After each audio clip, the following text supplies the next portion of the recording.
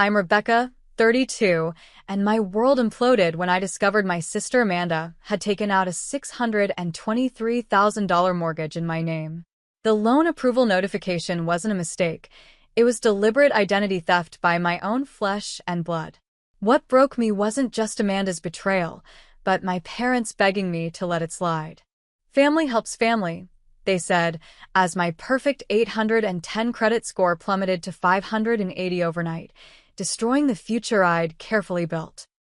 Before I tell you how my life shattered because of those closest to me, drop a comment letting me know where you're watching from, and hit subscribe if family betrayal stories make your jaw drop like mine did.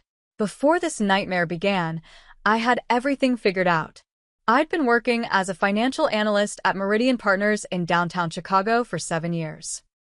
I started as an entry-level analyst straight out of Northwestern University and worked my way up to senior financial advisor through late nights and sacrificed weekends. My colleagues often joked that I should manage their portfolios because I was so meticulous with money.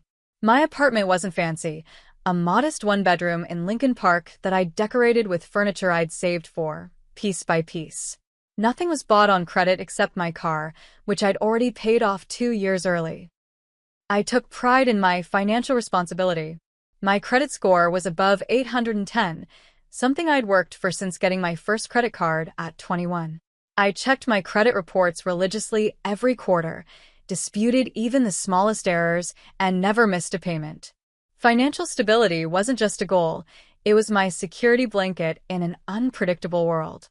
3 months before everything fell apart, I got promoted to team lead with a salary increase that finally put homeownership within reach. My boyfriend Michael and I had been together for 3 years, and he proposed on New Year's Eve with a vintage sapphire ring that belonged to his grandmother. We'd started looking at modest condos in neighborhoods with good schools, planning for a future with children. Michael worked as an architectural engineer, and between our salaries, we qualified for a comfortable mortgage that wouldn't stretch us too thin. We were doing everything right. Then there was my sister Amanda. 3 years older at 35, Amanda had always been the family favorite. Where I was cautious and methodical, Amanda was spontaneous and charming. She married Kevin right out of college, a sales executive for a pharmaceutical company who made excellent money until he didn't.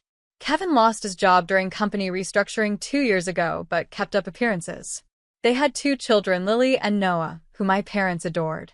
Amanda's financial history was a disaster that everyone pretended not to see. She'd call me at least once every few months asking for small loans that started at $50 but gradually increased to $500, then $1,000. These loans mysteriously never got repaid.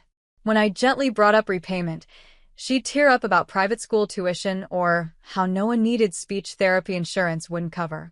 Last Thanksgiving, she pulled me aside to ask for $5,000 for just a few weeks to cover their mortgage. I reluctantly agreed, but made her sign an actual promissory note, which seemed to offend her. She signed it with an exaggerated flourish, saying, "Seriously, Becca? We're family, not business associates." That money, like all the rest, disappeared into the black hole of Amanda's finances. Despite her money troubles, Amanda drove a luxury SUV, took extravagant vacations she shared all over social media, and sent her kids to the most expensive private school in their district. Kevin was supposedly interviewing for executive positions, but seemed to spend most of his time golfing or renovating their basement into a home theater. Something didn't add up, but whenever I expressed concern to my parents, they'd wave it away. "Amanda has always landed on her feet," my mother Grace would say. "She's just going through a rough patch." My father William was even more dismissive. "Not everyone needs to count every penny like you do, Rebecca. There's more to life than saving for retirement." Their attitude stung, but I'd grown used to it over the years. Amanda was the beautiful, vivacious daughter who brought excitement into a room. I was the responsible one they counted on, but never really celebrated. 2 months before I discovered the fraud, we'd all gathered for my father's 65th birthday. Amanda arrived late as usual, but unusually bubbly even for her. She couldn't stop talking about the houses she and Kevin were looking at in North Shore. "The market is so competitive," she gushed over cake. This gorgeous colonial we saw yesterday had 7 offers within hours. 5 bedrooms, a 3-car garage, and the most amazing kitchen you've ever seen. I exchanged glances with Michael. Even with Kevin's severance and savings, there was no way they could afford North Shore. When Michael innocently asked about their price range, Amanda quickly changed the subject. Later that evening, I mentioned to my parents that Michael and I were getting pre-approved for a mortgage. "That's wonderful, honey," my mother said, but quickly turned the conversation back to Amanda's children and their summer camp plans. That was our last normal family gathering. The last time I saw my sister before discovering what she'd done was at a brief coffee meetup for her birthday in early April. She seemed distracted, checking her phone constantly and asking unusually detailed questions about my work schedule and when Michael and I were planning to apply for a mortgage. "Just curious about the process," she said when I gave her a questioning look. "Kevin and I might be buying soon too." I should have seen the signs. All of them were there, waving red flags I was too trusting to notice. On a rainy Tuesday morning in late April, I was getting ready for work when my phone pinged with an email notification. The subject line read, "Congratulations on your new home." I almost deleted it as spam until I noticed it came from Premier Mortgage Group, a legitimate lender I'd researched for our future home purchase. The email cheerfully announced, "Congratulations, Rebecca Thompson, on the approval of your mortgage loan for $623,000. We're delighted to help you begin this exciting chapter at 478 Lakeview Drive, Winnetka." I blinked at my phone screen, assuming it was a marketing email sent by mistake. I didn't recognize the address, and I certainly hadn't applied for a mortgage yet, let alone one for over $600,000. I forwarded it to my work email, planning to report the phishing attempt later. But something nagged at me. The email included the last 4 digits of my social security number and referenced a loan application number. During my lunch break, I pulled up my credit monitoring app. Something felt off. The app took longer than usual to load, and when it did, I nearly dropped my phone. There it was, a hard inquiry from Premier Mortgage Group, followed by a new mortgage loan for $623,000. My perfect credit score had already dropped by 40 points just from the inquiry and new account. My hands started shaking so badly I couldn't hold my sandwich. My stomach lurched, and I rushed to the bathroom, barely making it before I threw up. Splashing cold water on my face, I stared at my reflection, pale, with dark circles under my eyes from working late the night before. "This has to be a mistake," I whispered to myself. I called Premier Mortgage Group from my office phone, with my door closed. After verifying my identity, or so I thought, I explained there must be an error. "There's no error, Ms. Thompson," the representative said cheerfully. "Your loan closed yesterday. Congratulations. The keys should be released to you this afternoon." "I never applied for this loan," I said, my voice rising. "I never even visited your office." There was an awkward pause. "Ms. Thompson, we have all your documentation on file. You came in 3 times with your husband. We have copies of your driver's license, social security card, pay stubs, tax returns, everything." "I'm not even married," I said, feeling dizzy. That's when the representative's voice changed. "Miss Thompson, the loan is in your name, but you came in with a man who is introduced as your husband. The property is at 478 Lakeview Drive in Winnetka. Perhaps you should visit the property?" I left work early, telling my boss I had a family emergency, which wasn't far from the truth. I punched the address into my GPS and drove north to Winnetka, an affluent suburb with large homes and manicured lawns. As I turned onto Lakeview Drive, my heart pounded in my chest. Number 478 was a sprawling colonial-style house with pristine white siding, black shutters, and a circular driveway where a moving truck was parked. And there, directing movers carrying a cream-colored sectional sofa, was my sister Amanda. I sat in my car for several minutes, watching. Kevin was there too, instructing someone carrying what looked like an enormous television. They were moving into this house that was apparently purchased with a mortgage in my name. Walking up that driveway felt like moving through molasses. Amanda spotted me when I was halfway to the door. Her smile faltered for just a second before she composed herself. Becca, what a surprise. Did Mom tell you we were moving today? Come see the house. She acted as if this was the most normal thing in the world, as if she hadn't committed a federal crime. Amanda, I said, my voice shaking, why is there a mortgage for this house in my name? She glanced around at the movers, then took my arm and led me inside to an expansive, empty kitchen with gleaming countertops and stainless steel appliances. Look, I was going to tell you, she said in a hushed voice. But it's not a big deal. We needed your credit temporarily. Once Kevin gets his new job next month, we'll refinance in our names. Not a big deal? I repeated, unable to believe what I was hearing. Amanda, this is fraud. This is identity theft. She rolled her eyes. Don't be so dramatic. You weren't using your credit for anything right now anyway. We needed a stable home for the kids, and the market is so competitive. We'd lose this place if we waited. Kevin walked in then, his face dropping when he saw me. Rebecca, Amanda said you were okay with this arrangement. Arrangement? I nearly screamed the word. There was no arrangement. She stole my identity. Amanda's face hardened. Lower your voice. The movers will hear you. I pulled out my phone and showed her my credit monitoring app. How did you even do this? These are hard inquiries from 3 different mortgage companies. There's the loan itself. I scrolled down, discovering more. A new credit card with a $30,000 limit. Amanda, what have you done? I needed your financial information for the application, she said matter-of-factly. I've been collecting your mail for months when you weren't home.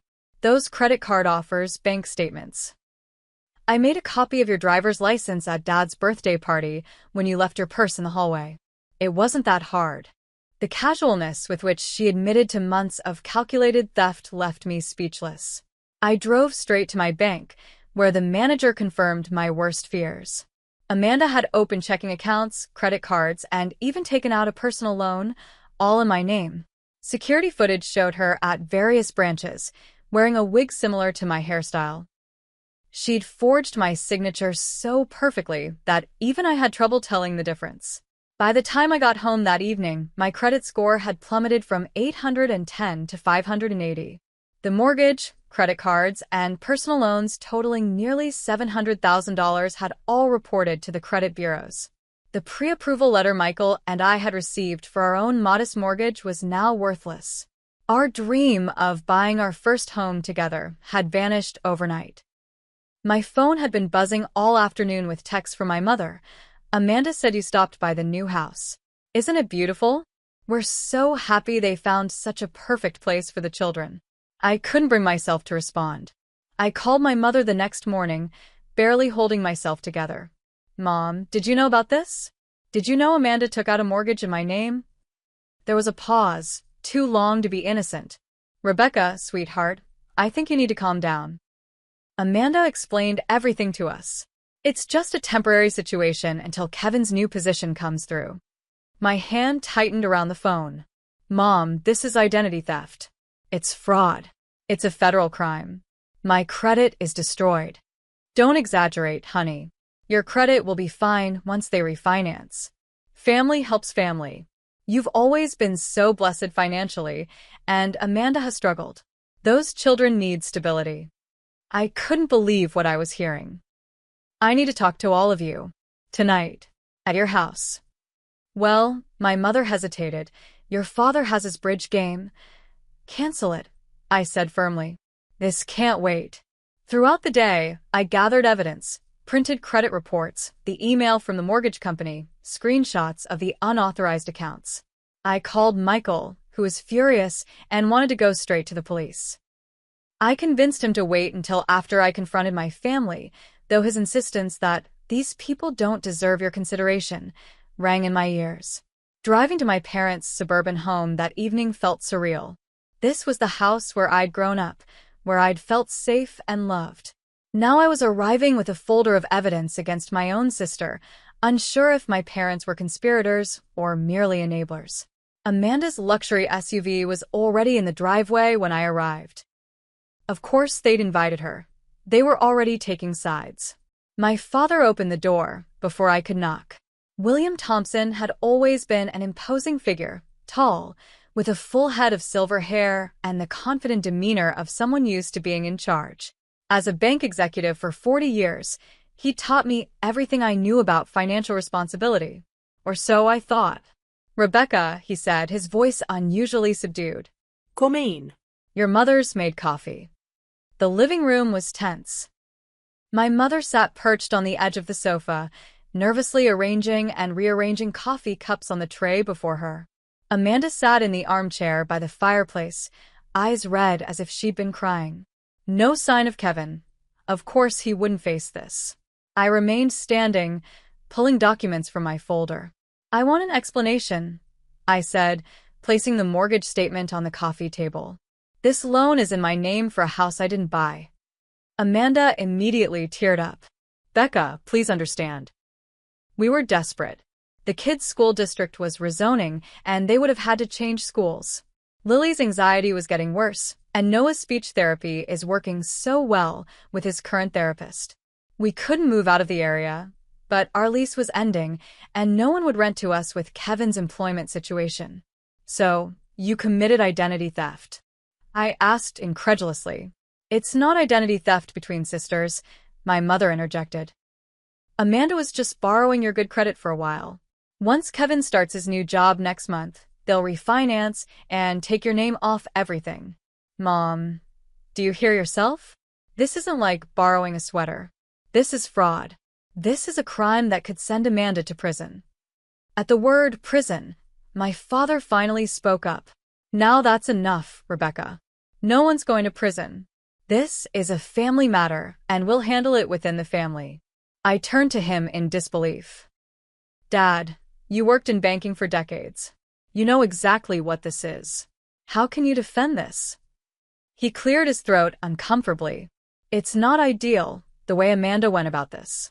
But her intentions were good. The children needed a stable home." "Did you know?" I asked directly. "Did you know she was planning this?" His eyes dropped to the floor, and I had my answer. "You knew. You both knew she was going to steal my identity and saddle me with over $600,000 of debt, and you didn't warn me?" "We didn't know the specifics," my mother said quickly. "Amanda just said she needed to use your credit temporarily because yours is so much better than hers. We thought you two had discussed it." Amanda sniffled dramatically. "I was going to discuss it with you, but you've been so busy with your promotion and wedding planning. And I knew you'd say no." Of course I would have said no. I exploded. "Because it's illegal and wrong. This attitude is exactly why I couldn't ask you." Amanda shot back, her tears magically drying up. "You've always been so rigid about money. So judgmental about our lifestyle." "Your lifestyle that you can't afford," I pointed out. "Girls, please," my mother interjected. "Rebecca, you've always been the responsible one. The strong one. Amanda needs help right now." "Blood is thicker than water," my father added. "Family sticks together, no matter what." I looked at these people, my family, and suddenly felt like I was among strangers. "You want me to just accept that Amanda destroyed my credit, stole my identity, and committed multiple felonies because we're family? It's not like you were using your credit for anything important right now," Amanda said dismissively. "You and Michael weren't ready to buy yet anyway. We were pre-approved." We had a meeting with a realtor next week. I showed them the next document from my folder, the pre-approval letter now rendered useless. "Well, you can wait a few months," Amanda shrugged. "We couldn't. The North Shore market is so competitive." My mother reached for my hand, which I pulled away. "Darling, I know you're upset. But think about the children. Think about how it would affect Lily and Noah if their mother went to jail. If they lost their beautiful new home. You wouldn't want that on your conscience, would you?" That's when it truly hit me. They were all in this together. My parents, the people who had raised me to value honesty and responsibility, were gaslighting me into accepting a massive crime committed against me by my own sister. "I can't believe this," I whispered, gathering my documents with shaking hands. "I can't believe you're all acting like I'm the unreasonable one." "Rebecca, don't leave like this," my father called as I headed for the door. But I was already gone, tears blurring my vision as I drove away from the house where I'd grown up, from the family who had just revealed they would sacrifice my future for Amanda's comfort without a second thought. The next few weeks were a blur of anxiety and sleepless nights. Michael was my rock, holding me while I cried and researching identity theft protections. Still, the strain showed in our relationship. Our dream of buying our first home together had been shattered. "We'll figure it out," he assured me, but I could see the disappointment in his eyes when he canceled our appointment with the realtor. The practical consequences of Amanda's actions hit like falling dominoes. First, our mortgage pre-approval was rescinded. Then, when our landlord raised the rent by $400 a month, we decided to look for a new apartment, only to be rejected because of my now abysmal credit score. Michael had to put the lease entirely in his name, with a larger security deposit. At work, my performance suffered. I'd built my career on attention to detail and analytical thinking, but now I found myself staring blankly at spreadsheets, unable to focus. My boss, Sandra, called me into her office after I missed an important client deadline. "Rebecca, this isn't like you," she said with concern. "Is everything all right?" I broke down and told her everything. To my surprise, she was incredibly supportive. "Take some personal days," she advised, "and talk to a lawyer before you make any decisions." My friend Stephanie was less measured in her response when I met her for coffee that weekend. "Are you kidding me?" She exploded after I explained what happened. "Your sister belongs in jail, and your parents need serious therapy. You're pressing charges, right?" "I don't know," I admitted. "They're still my family." Stephanie grabbed my hands across the table. "Becca, listen to me. Family doesn't do this to each other. Real family protects each other. What they did wasn't just wrong. It was calculated and cruel." Her words stayed with me as I made an appointment with Jessica Morgan, an attorney specializing in identity theft cases. Jessica's office was warm and inviting, with credentials displayed tastefully on the walls, a stark contrast to how I felt inside, cold and shattered. "Unfortunately, what you're describing is not uncommon," Jessica said after I'd walked her through everything.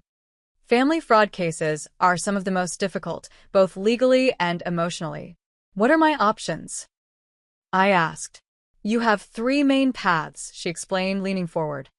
"First, you can file a police report and press criminal charges for identity theft and fraud.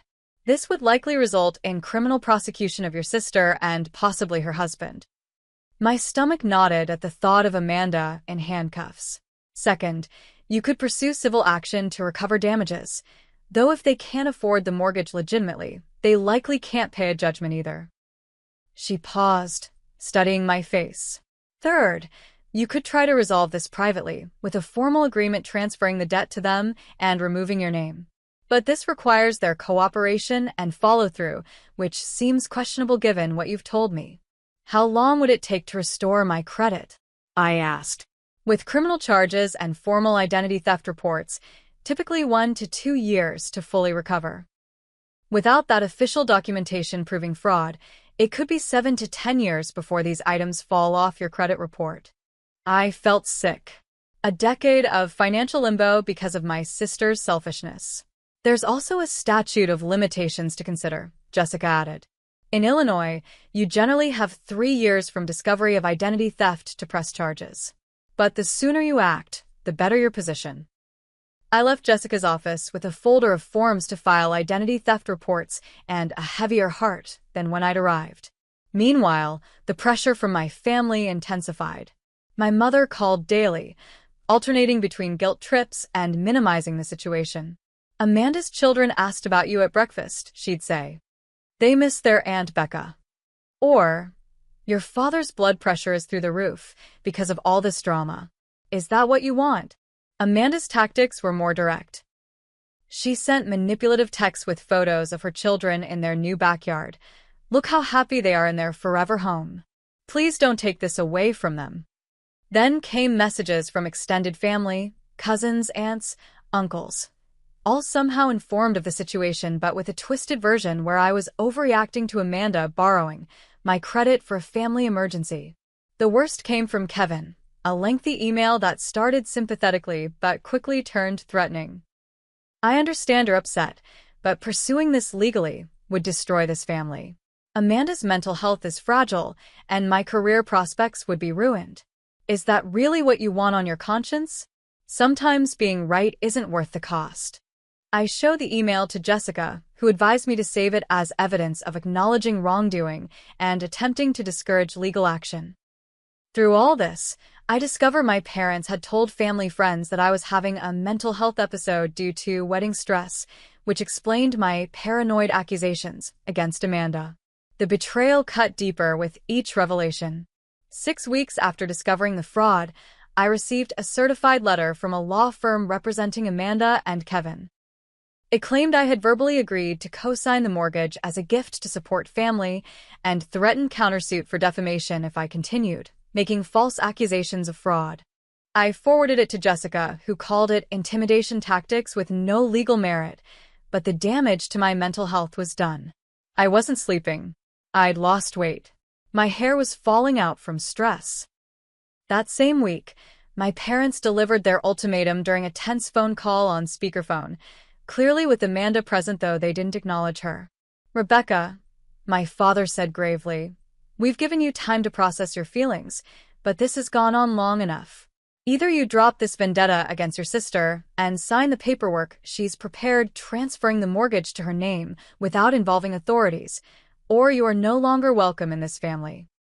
"That's your position?" I asked, my voice hollow. "You're choosing Amanda's comfort over my financial future?" "We're choosing family harmony," my mother corrected. "Amanda made a mistake in how she went about this, but her intentions were good." "A mistake?" I repeated incredulously. "A mistake is forgetting to return a borrowed book. She committed multiple felonies that destroyed my credit and stole my financial identity. See how she exaggerates everything?" I heard Amanda whisper in the background. The final straw came when I received a call from Premier Mortgage Group informing me that the first mortgage payment was 30 days late. Despite having stolen my identity to secure a luxury home, Amanda and Kevin weren't even making the payments. That evening, Michael found me curled up on our bathroom floor, having a full-blown panic attack. "I can't do this," I sobbed as he held me. "I can't fight my entire family." "You're not alone," he said firmly. "But Becca, these people are toxic. They're never going to put you first. Maybe it's time to put yourself first." The next day, I drove to Amanda's new house, the house with my name on the deed, without warning.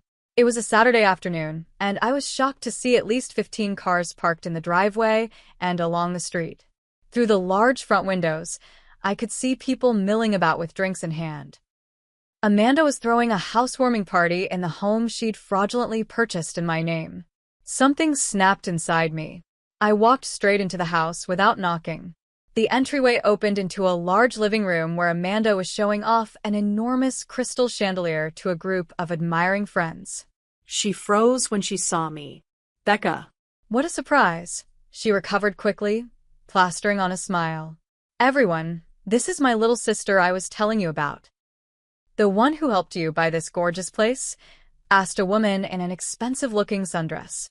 "That was so generous of you," she said to me. "I didn't help her buy this place," I said loudly, causing conversations around the room to falter. "She stole my identity and took out the mortgage in my name without my knowledge." A shocked silence fell over the room. Amanda's face contorted. "Rebecca is having some emotional problems," she said with a nervous laugh. "Wedding stress, you know how it is." "I'm not the one with problems," I replied, my voice steady despite my racing heart. "You committed mortgage fraud, identity theft, and mail theft, all federal crimes. And now you're 30 days delinquent on payments for a house that's destroying my financial future. How dare you come into my home and make a scene?" Amanda hissed, her friendly facade crumbling. "It's not your home," I corrected her. "Legally, it's my home. My name is on the deed and the mortgage that you forged." Kevin appeared then, putting his arm around Amanda protectively. "I think you should leave." "Or what?" I challenged. "You'll call the police?" "Please do." I'd love to explain to them how you two committed multiple felonies. A neighbor I hadn't noticed stepped forward. Is everything okay here? Should I call someone? No. Amanda and Kevin said simultaneously. Yes, I said. You might want to call the fraud department at your bank, because your new neighbors are identity thieves. Kevin grabbed my arm roughly. That's enough. Get out before I make you leave. Take your hand off me, I warned, or assault can be added to the charges. He released me immediately, but the damage was done. Several guests were already quietly gathering their things, eager to escape the uncomfortable scene. Amanda began to cry, big theatrical sobs that I recognized from childhood. Her go-to strategy, whenever she was caught doing something wrong. Why are you trying to ruin my life? She wailed. I'm not, I said calmly. I'm trying to save mine. As I walked out, I heard her telling the remaining guests that I was always jealous of her life and family. 3 days later, I received a group text from my parents announcing a family intervention for me at their house that Sunday. We're all concerned about your recent behavior and accusations, my mother wrote. Extended family will be present to help you see reason. I arrived to find not just my parents and Amanda, but also my aunts, uncles, and even my grandmother. They'd positioned chairs in a circle like a real intervention, with a single chair in the center presumably meant for me. I remained standing. Rebecca, my father began in his authoritative voice, we've gathered everyone here because we're worried about you. This vendetta against your sister needs to stop before you do something that can't be undone. My Aunt Patricia nodded vigorously. Family disagreements should stay private, dear. This isn't a disagreement, I clarified. It's a crime. Multiple crimes, actually. See how she exaggerates? Amanda said tearfully. It's been this way since we were children. I have documentation, I offered, pulling out copies of the fraud evidence. Would anyone like to see it? No one moved to take the papers. We're not here to litigate the details, my father said dismissively. We're here to help you move past this resentment. That's when Amanda dropped her bombshell. I wasn't going to announce this yet, she said, hand moving to her stomach, but Kevin and I are expecting again. The stress of Rebecca's accusations is putting my pregnancy at risk. My mother gasped in delight, completely derailed by the news. Another grandchild. Oh, Amanda. I watched as the entire intervention dissolved into celebration of Amanda's convenient pregnancy announcement. Even my grandmother, who had always been my ally, was distracted by the prospect of another great-grandchild. Standing there, watching my family rally around Amanda yet again, something crystallized within me. These people would never prioritize my well-being. They would always choose Amanda's comfort over my future, my financial security, my truth. I'm filing a police report tomorrow, I announced quietly. The room fell silent. If you do that, my father said slowly, you're no longer part of this family. I looked around at these people who shared my blood, but had betrayed my trust so completely. Then I guess I don't have a family anymore, I said, and walked out the door. The police station was cold and sterile, nothing like the dramatic scenes on television. Detective Nathan Rogers took my statement methodically, showing neither judgment nor sympathy as I detailed Amanda's elaborate identity theft scheme. Unfortunately, we see family fraud cases more often than you'd think, he said, echoing Jessica's words. People assume family members won't press charges. Will she go to jail? I asked, still conflicted despite everything. That depends on the prosecutor and the judge. First-time offenders sometimes get probation, especially in family cases. But with the dollar amount involved here, there will be consequences. I spent the next week in a flurry of paperwork, filing reports with credit bureaus, sending notarized identity theft affidavits to lenders, freezing my credit at all 3 major bureaus. Jessica helped me navigate the complicated process of disputing the fraudulent accounts. Amanda was served with legal papers at the preschool where she worked part-time. According to the process server, she created a scene, claiming harassment and threatening to sue everyone involved. Kevin received his papers at the golf club where he spent most of his time networking. My parents' response was a barrage of voicemails and texts, ranging from begging to threatening. My father claimed his doctor said the stress could trigger a heart attack. My mother said I was killing the family. I blocked their numbers after a particularly vicious message calling me a heartless monster for persecuting my pregnant sister. Just when I felt most alone, support came from unexpected places. My cousin Emily called out of the blue. "I heard what Amanda did to you," she said. "You should know she tried something similar with me 3 years ago, opening store credit cards in my name. I didn't press charges because Aunt Grace begged me not to, and I've regretted it ever since. Those debts ruined my credit for years." My boss Sandra arranged a flexible work schedule so I could attend legal meetings. "Your job is secure," she assured me. "Take the time you need to sort this out." Most surprisingly, Mrs. Lawson, our childhood neighbor, reached out through Facebook. "I've known your family for 30 years, and I need to tell you something. When Amanda was 16, she stole my credit card and charged over $2,000 on it. Your parents paid me back and begged me not to involve the police. I agreed because I thought it was a one-time teenage mistake. I'm sorry I didn't speak up then. Maybe this could have been prevented." These revelations confirmed what I'd begun to suspect. Amanda had been engaging in this behavior for years, and my parents had been covering for her, enabling the pattern to escalate. Michael was my strongest supporter through it all. When I worried aloud that the stress of my family drama might be too much for our relationship, he surprised me by proposing again, even though we'd already been engaged. "I want you to know," he said, kneeling in our small living room, "that I'm not just marrying you despite all this chaos. I'm marrying you because I've seen your strength and integrity through it. You're choosing what's right over what's easy, and I couldn't be prouder to be your partner." My friend Stephanie offered her guest room when we needed to move out of our apartment, the lease renewal denied due to my credit issues. "Stay as long as you need," she insisted. "Mi casa es su casa." The support group for identity theft victims that Jessica recommended became another lifeline. Hearing other stories of betrayal by loved ones helped me feel less alone in my pain. 3 months after filing the police report, the case went to court. Amanda appeared with a high-priced attorney, looking appropriately subdued in a modest dress that concealed her barely visible pregnancy. My parents sat directly behind her, not even glancing in my direction. Amanda sobbed on the stand as she claimed she'd been confused about the legality of using my information. "I just wanted to provide for my children," she wept. "I always intended to make the payments." My parents testified as character witnesses, my father emphasizing Amanda's role as a devoted mother and my mother describing her as a sensitive soul who sometimes makes impulsive decisions out of love for her family. When it was my turn to speak, I kept my statement simple and factual, describing the methodical way Amanda had collected my information over months, forged my signature, impersonated me at multiple financial institutions, and then refused to take responsibility when confronted. Judge Catherine Wilson, a stern woman in her 60s, listened to all testimony without expression.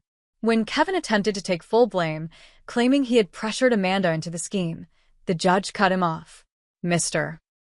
Curtis, the evidence clearly shows your wife was the primary actor in this fraud. While you may have benefited and been complicit, the court won't allow you to shield her from consequences." When it came time for sentencing, Judge Wilson looked directly at Amanda. "Mrs. Curtis, identity theft is not a victimless crime, nor is it a mere misunderstanding between siblings. You deliberately and systematically defrauded your sister and multiple financial institutions. The fact that you targeted a family member makes this offense more serious, not less." Amanda was sentenced to 18 months in prison, suspended to 6 months of house arrest with an ankle monitor, 5 years of probation, mandatory financial counseling, and court-ordered restitution for all costs incurred in resolving the fraud. As we left the courtroom, my mother attempted to approach me, but I walked past without acknowledging her. The family I had known was gone. In its place was the beginning of something new, a life built on honesty, boundaries, and genuine support. The first few months of estrangement from my family were surprisingly painful, despite their betrayal. Holidays were the hardest. Thanksgiving had always been at my parents' house, Christmas Eve at Amanda's, Christmas Day back at my parents'. Now, these traditions were gone, leaving an emptiness I hadn't anticipated. Grief isn't just for death, explained Dr. Marshall, the therapist I started seeing weekly. You're grieving the family you thought you had, the relationships you believed in. That loss is real. Working with credit agencies to restore my financial standing was a full-time job in itself. Each fraudulent account required multiple phone calls, notarized letters, police report copies, and follow-up. Slowly, painstakingly, my credit began to recover. 6 months after the court case, my score had climbed back to 650. Still far from my previous 810, but improving. Michael and I moved into a small apartment in a less desirable neighborhood than we'd planned. The landlord, a friend of Stephanie's father, was willing to overlook my credit issues. We furnished it with secondhand pieces and made it our own, a symbol of our fresh start. We scaled back our wedding plans significantly, choosing instead to marry at the courthouse with only Stephanie and Michael's brother as witnesses. The reception was a small gathering at our favorite neighborhood restaurant. No family drama, no elaborate expense, just authentic celebration with people who truly supported us. 9 months after the sentencing, I received a letter from Amanda, sent through her court-mandated therapist. I almost didn't open it, but Dr. Marshall encouraged me to read it as part of my healing process. Dear Rebecca, it began, I've been working with Dr. Reynolds for several months now, and she's helping me understand my patterns of behavior and the damage I've caused. I won't make excuses for what I did to you. It was calculated, selfish, and inexcusable. I violated your trust in the worst way possible, and then I tried to make you the villain when you sought justice. I'm deeply ashamed. The letter continued, acknowledging specific harms and the patterns throughout our lives where she'd taken advantage of me and others. She didn't ask for forgiveness or reconciliation, just expressed genuine remorse and a commitment to change. I didn't respond, but I kept the letter. It represented something important: accountability, finally, after a lifetime of evasion. A year after the court case, I received an unexpected email from my father. Unlike Amanda's letter, it was brief and less directly apologetic. Rebecca, I've been doing a lot of thinking this past year. I failed you as a father by enabling Amanda's behavior throughout her life. That house of cards was always going to collapse eventually. I hope someday we might talk again. Dad. Again, I didn't respond, but something inside me softened slightly. Not enough to resume contact, but enough to let go of some anger that had been eating at me. My mother continued to reach out periodically with cheerful messages that never acknowledged the betrayal, acting as if I was simply busy rather than deliberately maintaining distance.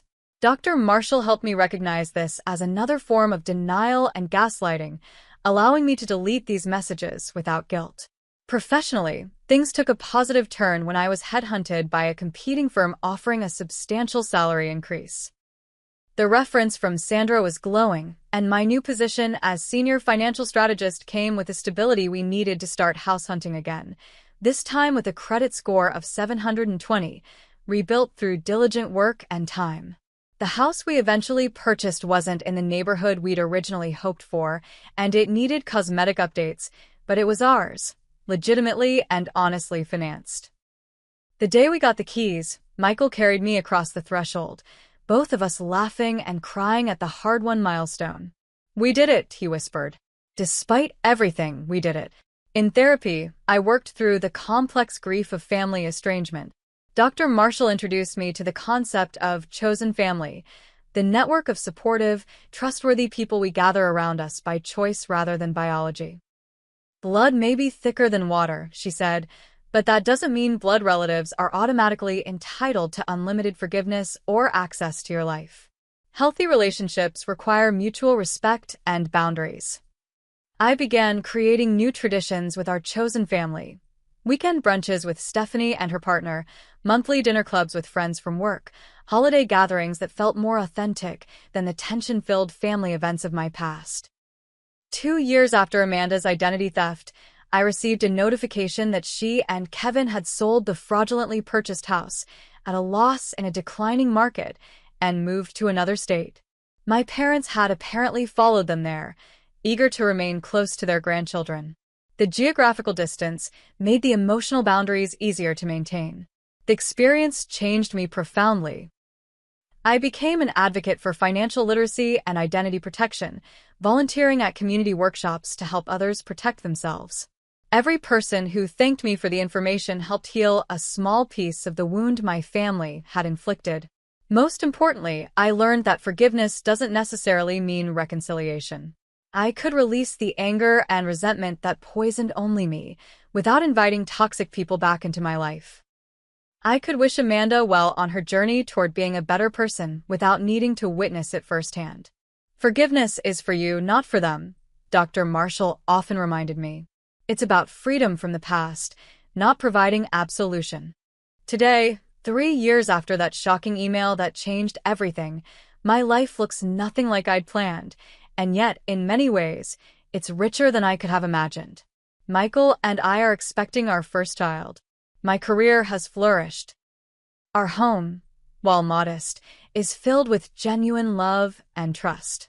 Sometimes I still feel twinges of sadness for the family relationships I lost.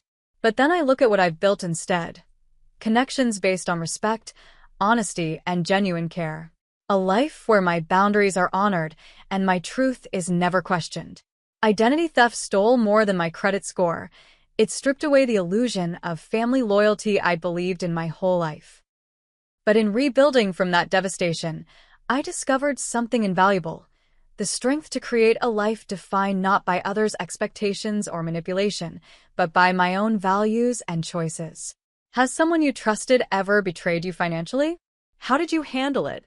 Drop a comment below sharing your experience or thoughts on this story.